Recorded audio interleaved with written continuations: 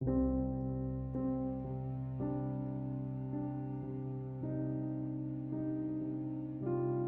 show lock screen notification on always on display in Samsung Galaxy S10.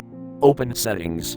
From a home screen, swipe up or down from the center of the display to access the apps screen. Tap Settings.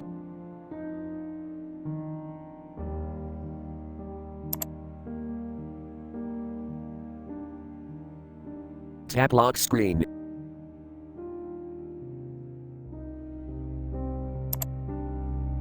Scroll down.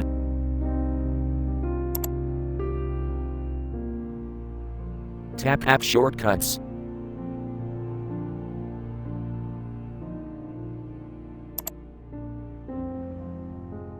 Tap Layout.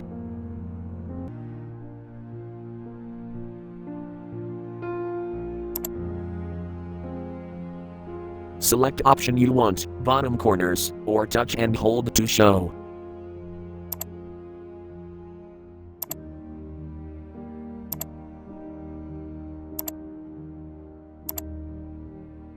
Thank you for watching. Have a nice day.